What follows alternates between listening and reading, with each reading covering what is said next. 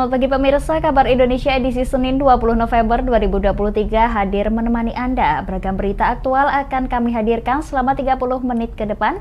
Bersama saya Puji Lestari, berikut berita kabar Indonesia selengkapnya.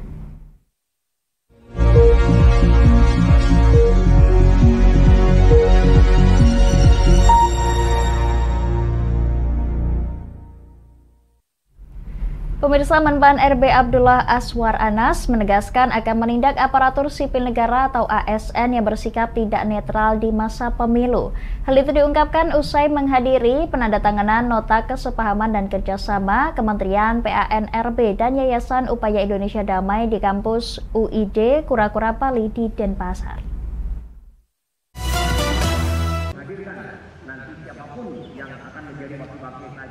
Menteri Pendayagunaan Aparatur Negara dan Reformasi Birokrasi Menpan RB Abdullah Azwar Anas menegaskan ia akan menindak aparatur sipil negara atau ASN yang tidak netral dalam pemilihan umum 2024 mendatang. Mantan Bupati Banyuwangi ini mengungkapkan bagi ASN yang tidak netral akan dikenakan sanksi termasuk sanksi pidana. Hal tersebut ia ungkap setelah menghadiri penandatanganan nota kesepahaman dan perjanjian kerjasama Kementerian PAN-RB dan Yayasan Upaya Indonesia Damai sebagai organisasi non-pemerintah yang dirangkul untuk mempercepat digitalisasi pemerintahan di kampus UID Kura-Kura Bali di Kota Denpasar pada Jumat 17 November. Ya, netralitas ASN itu menjadi penting buat kami. Ini amanah dari negara. Dan kami telah kerjasama dengan Mabes Polri, kerjasama dengan Bawaslu, kemudian dengan Kemendagri, dan para pihak yang lain KSN. Kalau ada pelanggaran, laporan ke KSN, nanti akan ada tindakan dan sanksi, mulai dari yang paling ringan sampai yang paling berat. Paling beratnya? Paling berat termasuk pidana. Mengacu pada Pasal 2 Undang-Undang Nomor 5 Tahun 2014 tentang aparatur sipil negara, disebutkan bahwa penyelenggaraan kebijakan dan manajemen ASN berdasarkan pada azas netralitas. Aturan menjaga netralitas pada pemilu 2024 bagi ASN juga tertuang dalam Surat Keputusan Bersama (SKB) tentang pedoman pembinaan dan pengawasan netralitas pegawai aparatur sipil negara dalam penyelenggaraan pemilihan umum dan pemilihan.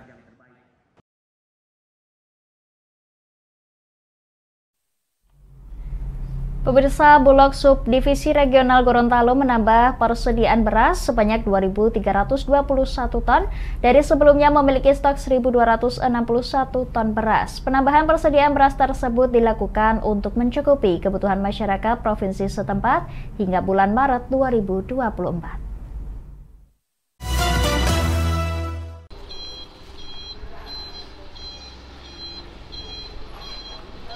Bulog Subdivisi Regional Divre Gorontalo menambah persediaan beras sebanyak 2.321 ton untuk mencukupi kebutuhan masyarakat Provinsi Gorontalo hingga bulan Maret 2024 nanti.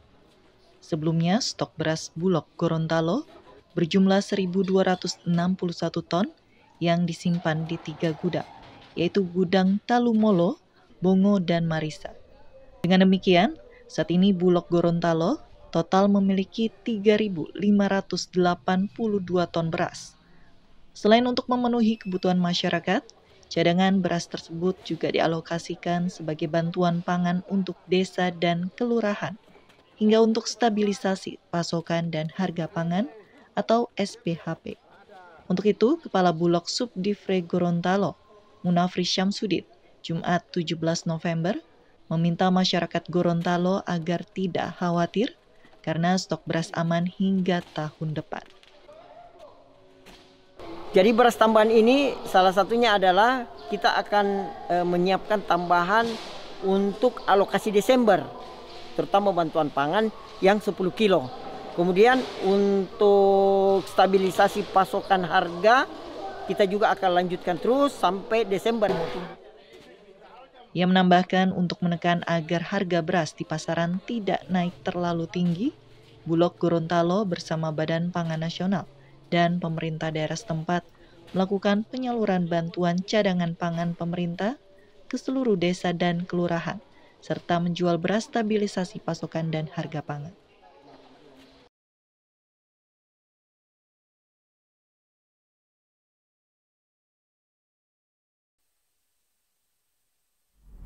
Kita ke Banjarmasin, pemirsa. Dinas Perdagangan Kalimantan Selatan mencatat nilai ekspor pada Oktober 2023 mencapai 1,11 miliar dolar Amerika Serikat atau meningkat 38,18% dibandingkan September di angka 810 juta dolar Amerika Serikat. Agar nilai ekspor tersebut terus meningkat, Pemprov Kalsel berupaya membuka pasar tujuan ekspor baru.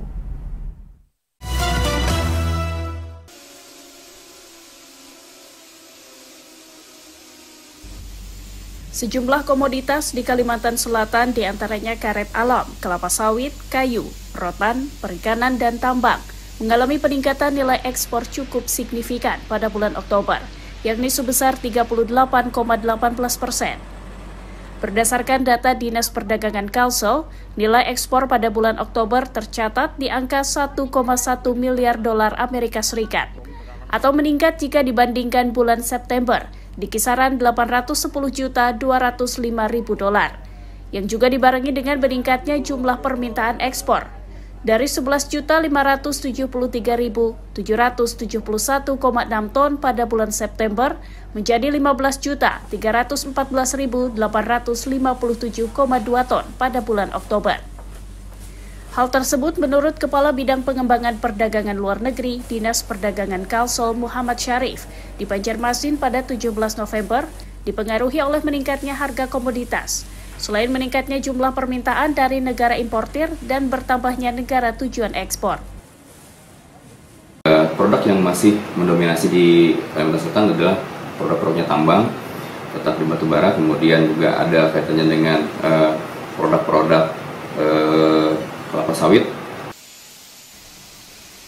Pihaknya lanjut Syarif terus berupaya meningkatkan jumlah komoditas ekspor, khususnya produk UMKM atau dari sektor non-tambang yang berpotensi ekspor, di mana mereka akan dibina dan dibantu membuka pasar baru ekspor. Pemirsa, kami akan kembali setelah jeda pariwara berikut ini. Tetap bersama kami di Kabar Indonesia.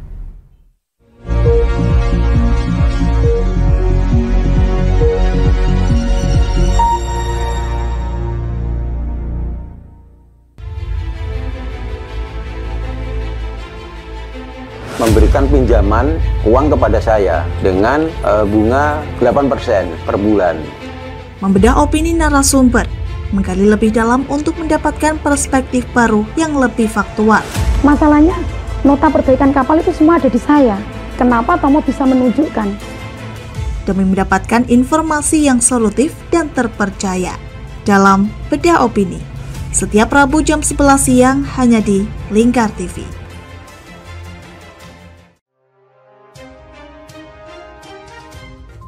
Inilah ketiga anggota komplotan pencuri spesialis pecah kaca mobil setelah melakukan penggelapan 20 sepeda motor dan 2 unit mobil dengan modus retal. Merangkum semua peristiwa sebagai berita yang penuh fakta. Bersama Puji Lestari, saksikan Jateng hari ini setiap Senin hingga Sabtu jam 4 sore hanya di Lingkar TV. Bersama saya Galus Kargnanti dalam Sapa Jateng Lingkar TV. Melintas di daerah Sukolilo dikejar sama petugas bea cukai, ketangkap. Membahas dan menyuguhkan beragam potensi dari berbagai daerah di Jawa Tengah, ditemani narasumber-narasumber handal di bidangnya. Pencegahan dari awal mulai dari perilakunya, perilaku hidup bersih sehatnya juga harus dijaga seperti itu. Kami siap menyapa Anda dalam Sapa Jateng. Setiap Selasa jam 11 siang hanya di Lingkar TV. Duh, kulit kusam, banyak komedo. Aku juga sih ngerasain yang sama. Yaudah, perawatan yuk. Ayo deh. Alzena Skincare adalah teman pejuang glowing. Pilihan treatmentnya beragam, dilengkapi dengan produk skincare yang sudah ber-BPOM dan tersertifikasi halal dari MUI. Menggunakan teknologi yang canggih, ditangani dokter spesialis kulit dan kelamin yang ramah serta handal di bidangnya.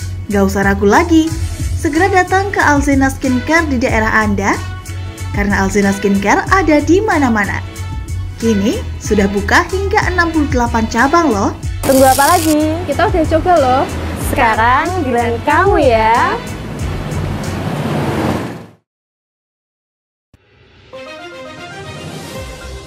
Modus kedua pelaku ini berpura-pura kehabisan bahan bakar kendaraan. Setelah pelaku dibantu, mereka kemudian melakukan kekerasan dan mengambil paksa sepeda motor korban. Saat tiba di lapangan terbang Okbab, rombongan langsung dihadang 5 orang yang mengaku sebagai anggota KKB. Yakni melakukan bujuk rayu kepada korban yang merupakan santriwati pada momen kegiatan belajar mengajar khusus. Menyajikan informasi-informasi hangat dan terpercaya bersama Kabar Indonesia setiap Senin hingga Sabtu jam 7 pagi hanya di Lingkar TV.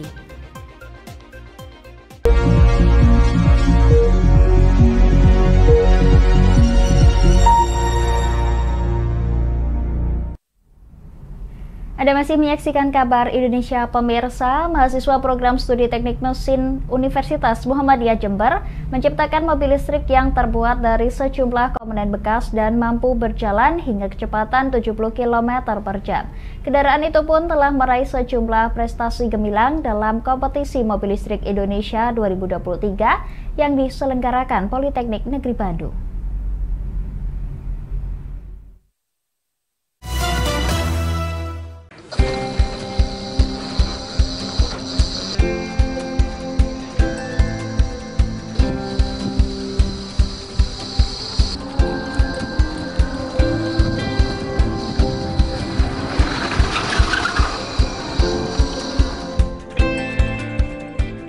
Membutuhkan waktu 7 bulan untuk menyelesaikan mobil listrik ini, mulai dari menentukan desain hingga perakitan komponen kelistrikan dan komponen pendukung lainnya.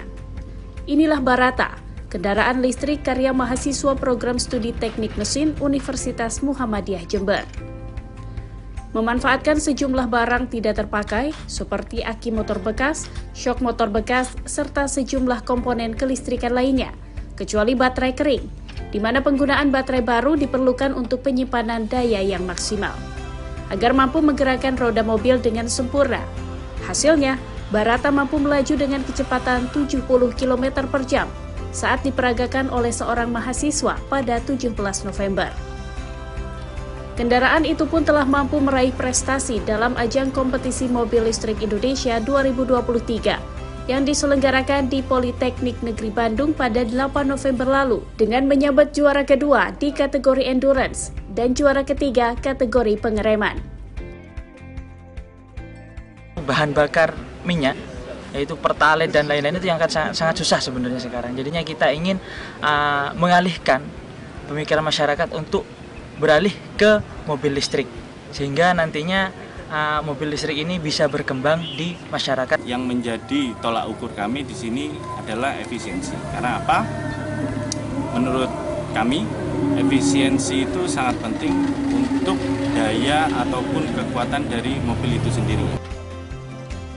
Selain untuk mengasah kemampuan di bidang karya otomotif, pembuatan mobil listrik itu juga sebagai upaya pihak kampus untuk mendorong mahasiswa menciptakan kendaraan ramah lingkungan dengan memanfaatkan energi terbarukan. Mengingat ke depan industri otomotif akan beralih ke tenaga listrik.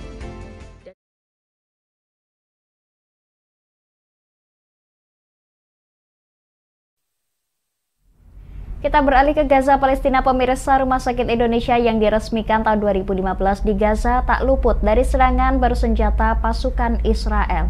Dalam keadaan rumah sakit yang serba terbatas karena kerusakan rumah sakit tersebut harus ditutup.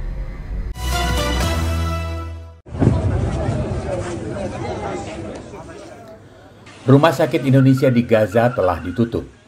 Kepala Rumah Sakit Atef Al-Kahlout pada Kamis 16 November mengatakan sekitar 45 pasien yang sangat membutuhkan pembedahan ditinggalkan di ruang tunggu. Kepada media Al Jazeera, ia menuturkan bahwa penutupan dilakukan karena ketidakmampuan klinis menampung pasien dari Gaza dan dari wilayah utara, sehingga Rumah Sakit Indonesia ditutup sepenuhnya. Seorang dokter yang bertugas di Rumah Sakit Indonesia mengatakan jumlah dokter hanya 5 orang, tetapi pasien yang perlu ditolong terus berdatangan. من شمال الوادي حتى بيت حنون باقي المستشفيات كلها خارج عن الخدمة، وكمان الأندونيسي غالبا رح نصير زيهم. عدد المصابين أكبر مما تحتويه المستشفى. عدد الأطباء بالكاد من 5 ل 6 أطباء، الحكمة 4-5 حكمة، بيجينا فوق ال 50-60 مصاب. وين ما تحط رجلك بتلاقي مصاب، هان مصاب وهان مصاب. فيش أسرة، فيش إمكانيات، تيجي بتعالج المصاب بتلاقي حالك مخبط على مصاب ثاني. فيش أطباء، وأنت بتعالج المصابين بيجيك سيارة إسعاف مليانة مصابين. فيش أسرة، فيش إمكانيات، هون خطهم، فيش إشي. Rumah sakit Indonesia dipenuhi orang-orang yang terluka, yang tergeletak di lantai. Sementara petugas medis melakukan operasi dengan bantuan cahaya obor karena listrik padam. Semua rumah sakit di Gaza Utara secara efektif telah ditutup oleh pasukan Israel. Seluruh warga diperintahkan untuk melakukan evakuasi dari kawasan yang menjadi tempat separuh penduduk yang berjumlah 2,3 juta jiwa. Daerah di Rumah Sakit Al-Shifa, rumah sakit terbesar di Gaza, telah menjadi fokus utama serangan Israel. Pemirsa, kami akan kembali setelah jeda pariwara berikut ini. Tetap bersama kami di Kabar Indonesia.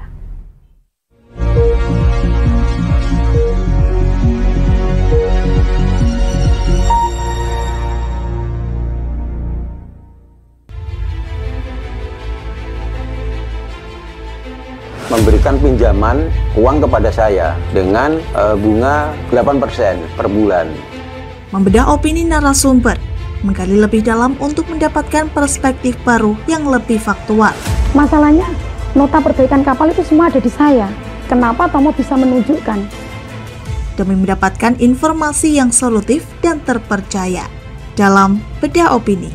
Setiap Rabu jam 11 siang hanya di Lingkar TV.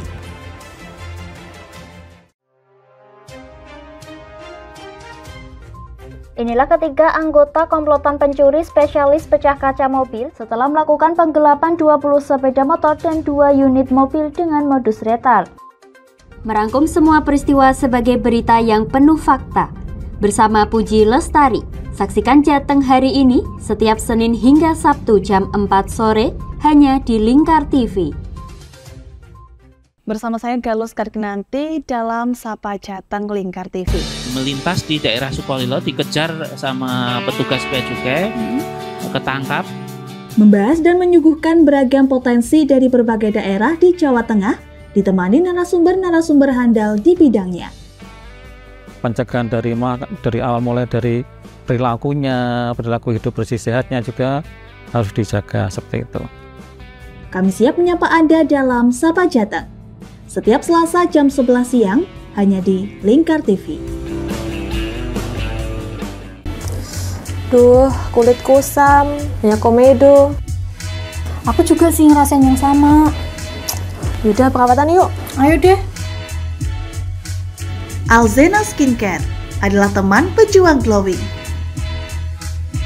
Pilihan treatmentnya beragam, dilengkapi dengan produk skincare yang sudah ber-BPOM dan tersertifikasi halal dari MUI. Menggunakan teknologi yang canggih,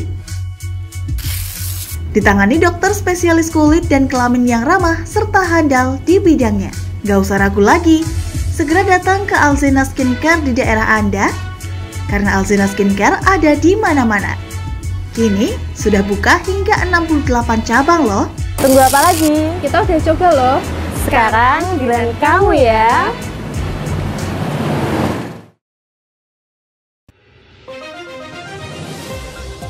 Modus kedua pelaku ini berpura-pura kehabisan bahan bakar kendaraan. Setelah pelaku dibantu, mereka kemudian melakukan kekerasan dan mengambil paksa sepeda motor korban. Saat tiba di lapangan terbang Okbab, rombongan langsung dihadang 5 orang yang mengaku sebagai anggota KKB. Yakni melakukan bujuk rayu kepada korban yang merupakan santriwati pada momen kegiatan belajar mengajar khusus. Menyajikan informasi-informasi hangat dan terpercaya bersama Kabar Indonesia setiap Senin hingga Sabtu jam 7 pagi hanya di Lingkar TV.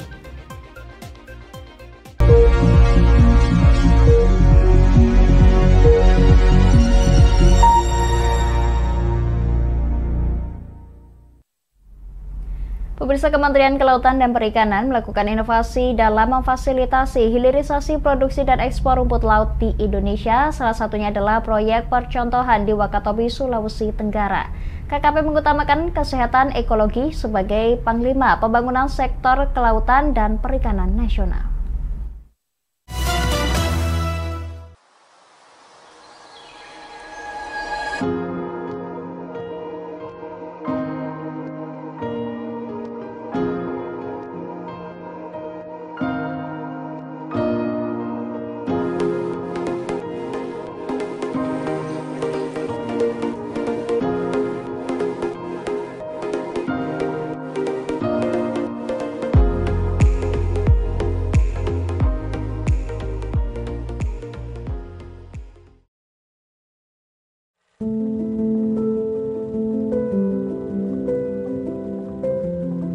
rumput laut di kita ini, mohon maaf, persoalan di hulunya itu adalah bibit.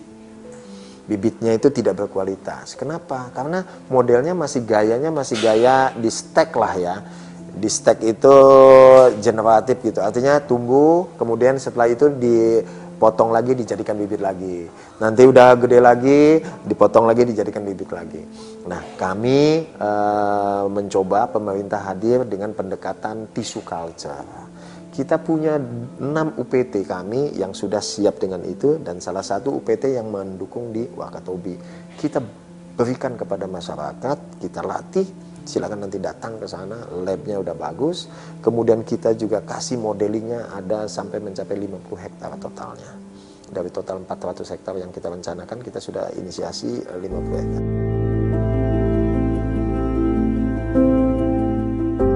Itu secara teori dia itu memiliki kualitas genetik lebih baik, begitu, ya. Sehingga tidak mudah kena penyakit, pertumbuhannya cepat, begitu. Kemudian tahan di berbagai kondisi lingkungan. Yang paling pokok, kenapa Wakatobi dan seterusnya tadi adalah bukan hanya cocok secara teknis, tapi bagaimana dukungan Pemda. Wakatobi termasuk salah satu Pemdanya sangat aktif untuk membantu program pusat. Kedua, masyarakatnya juga sangat istilahnya kolaboratif begitu, sehingga kita enak. Nah, yang paling pokok kedua ada persoalan adalah hilirisasinya. Selama ini kan kita hanya jual saja, jual mentah aja kan begitu. Iya, sampai kapan kita mau begitu terus? Kapan sejahteranya? Maka Pak Jokowi selalu menekankan, ayo dong, gitu. Kita coba tingkatkan ke value editnya tadi dengan hilirisasinya itu. Kami bekerja sama dengan Ditjen PDS karena di sana tugasnya dia bagian hilirisasinya. Siapa tuh? Bisa saja mengundang investor datang ke sana membangun pabrik dan seterusnya begitu, atau karena mungkin satu dan lain hal tetap saja pabriknya mungkin di Jawa karena kemudahan dan seterusnya, tetapi kemudian ada links supply dari Wakatobi gitu, atau dari tempat yang lain sudah kita dekatkan.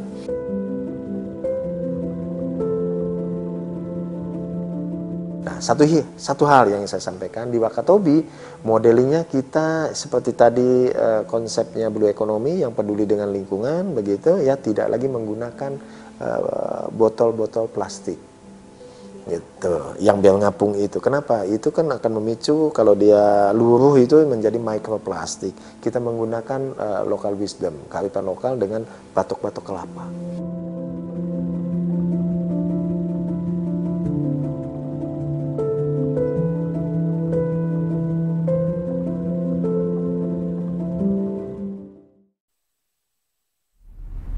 Pemirsa, Masjid Hubul Watan atau Islamic Center Mataram, Nusa Tenggara Barat mendapatkan perbaikan fisik bangunan dari kondisi kerusakan akibat gempa bumi 2018 dan 2019 dengan alokasi anggaran mencapai 17 miliar rupiah.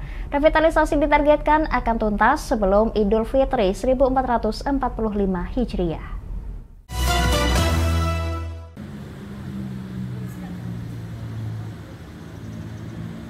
Sejumlah bagian bangunan Masjid Hubul Watan atau Islamic Center Mataram mengalami kerusakan akibat gempa pada tahun 2018 dan 2019 silam.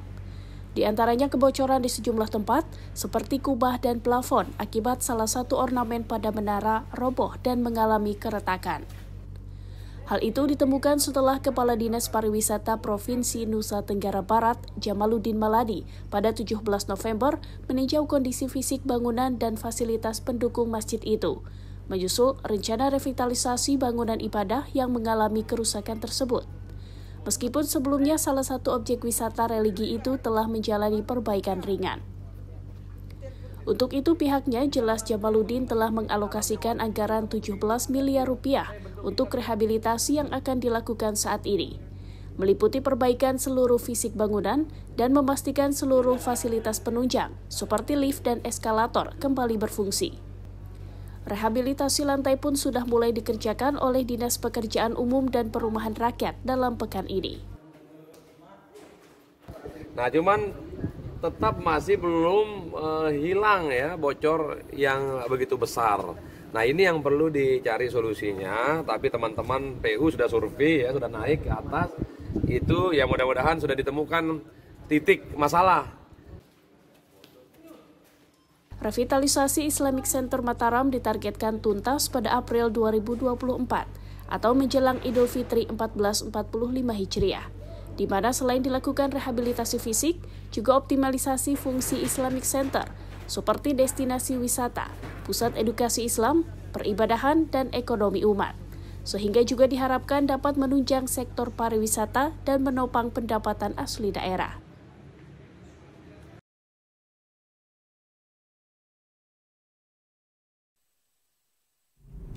Demikian kabar Indonesia pemirsa, nantikan kabar Indonesia selanjutnya hanya di Lingkar TV. Saya Puji Lestari pamit dari hadapan Anda, selamat melanjutkan aktivitas Anda. Selamat pagi dan sampai jumpa.